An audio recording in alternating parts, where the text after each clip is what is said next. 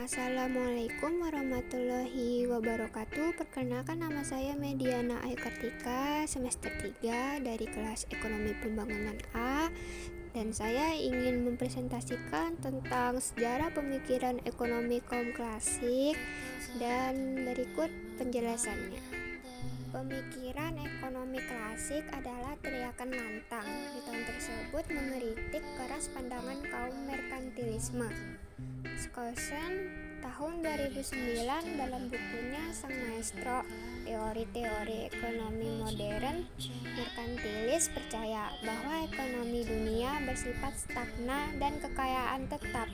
Parahnya lagi, pemerintah mendukung usaha mencaplok negara lain melalui pengiriman pasukan ke negara miskin untuk dikeruk kekayaannya. Di tengah kondisi ekonomi yang seperti itu, ada seseorang yang merasa gerah akan sistem yang tengah berjalan. Ialah Adam Smith. Adam Smith kala itu adalah seorang profesor gila, saking pinternya mengajar di filsafat moral di Universitas Glasgow. Dalam bukunya An Inquiry into the Nature and Causes of the Wealth of Nations, Smith beranggapan bahwa aturan saat itu begitu membatasi perdagangan, produksi, dan pada akhirnya membatasi standar hidup. Smith berpikir semua ini akan menimbulkan konflik dan perang antar bangsa. Jika suatu negara lain dapat memberikan kita komoditas yang lebih murah ketimbang jika membuat sendiri, maka kita lebih baik membeli dari negara tersebut. Begitu kata Smith yang tak menyukai ide mencaplok kekayaan negara orang. Tak hanya itu, ekonomi klasik adalah suatu perekonomian yang diatur oleh mekanisme pasar, sehingga tingkat penggunaan tenaga kerja secara penuh akan selalu tercapai. Ciri-ciri ekonomi klasik. Pertama, laissez-faire. Dasar sistem ekonomi adalah sistem bebas berusaha. Jadi dianggap perekonomian mempunyai kemampuan untuk kembali ke posisi seimbang secara otomatis.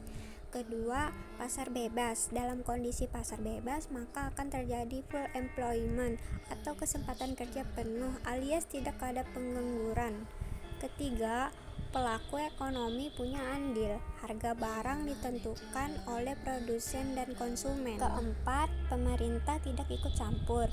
Peran pemerintah sebatas masalah penegakan hukum, menjaga keamanan, serta pembangunan infrastruktur, tidak ngatur-ngatur. Dan kelima, upah fleksibel. Tingkat upah ditentukan oleh permintaan dan penawaran tenaga kerja. Upah akan turun jika tenaga kerja berlebih, pun sebaliknya. Upah naik jika ada kekurangan kerja.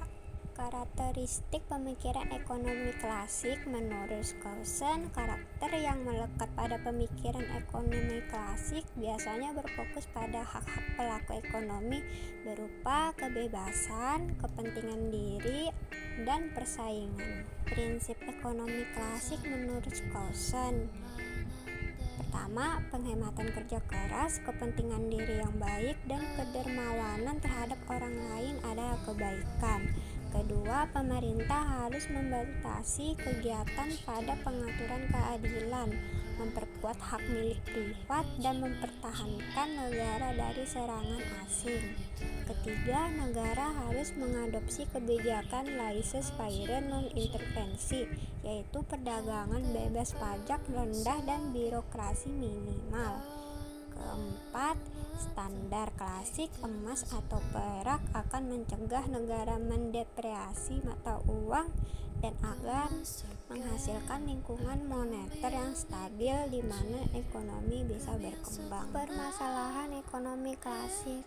Pertama, masalah produksi. Masyarakat perlu memikirkan dan menentukan langkah untuk menghasilkan barang dan jasa untuk memenuhi beragam kebutuhan. Kedua, masalah distribusi. Masyarakat harus menentukan cara menyalurkan barang dan jasa agar bisa sampai pada konsumen yang membutuhkan. Ketiga, masalah konsumsi. Masyarakat harus menentukan cara agar barang dan jasa yang sudah terdistribusi dapat dimanfaatkan sesuai dengan kebutuhan. Teori pada ekonomi klasik.